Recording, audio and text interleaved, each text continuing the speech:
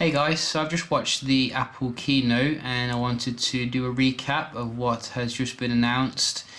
So we've pretty much seen all the leaks, so we know how it was going to look anyway, but you can see now we do have the official iPhone X edition here, as well as iPhone 8 and 8 Plus as well that's been released.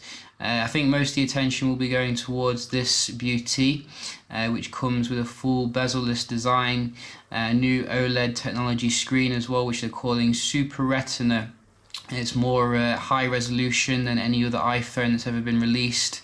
And it's coming as well with some new stuff, such as a new processor, very high scores in terms of Geekbench. I've seen like 4,000 for the single core, 8,000 for the multi-core, so it's going to be a processing beast.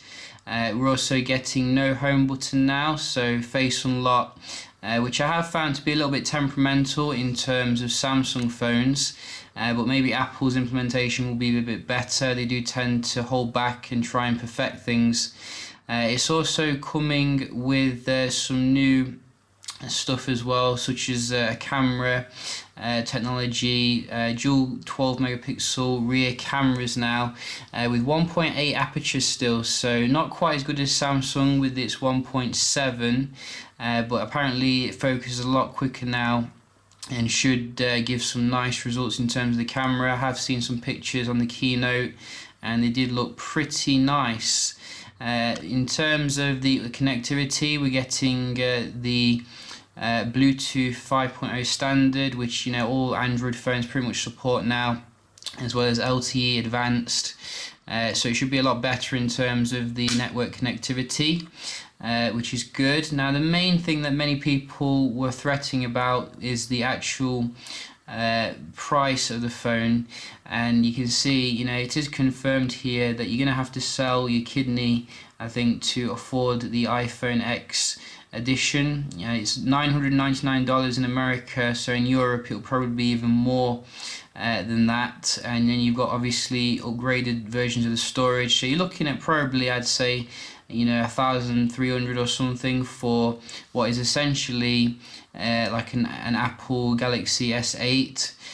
So that's going to, I think, disappoint quite a lot of people overall. It does look like a nice phone, and they have also released, as I said, the iPhone 8 and 8 Plus, which I think comes with the upgraded processor, but not the good stuff like this. So it's a bit of a strange decision, if you ask me, releasing 3 iPhones and having the best on just one of them, because not everyone's going to want the iPhone 8 and 8 Plus. But we'll have to see what the sales will be like.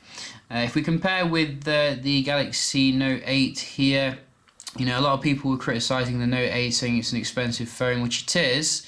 But when you consider, you get the S Pen functionality, you're getting, I think, a bigger battery still, 6 gigs of RAM. You're getting quite a lot more for your money here for the Samsung. I've got to say, it's a pricey phone, but when you consider compared to the iPhone, Samsung's not done too bad here. Yes, you could get an S8 and go even cheaper, but we are talking about the latest and greatest phones here from both companies.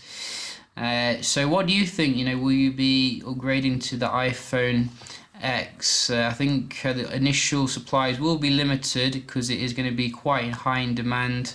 Are you going to get the iPhone 8 instead? I'm going to try and get the iPhone X if it's possible. I probably will be lining up for it considering the demand for the phone. But yeah, let me know what you think. It's definitely a pricey one. As you can see, it's even saying down here €1,150. But it does come with pretty much everything you need now in terms of a phone.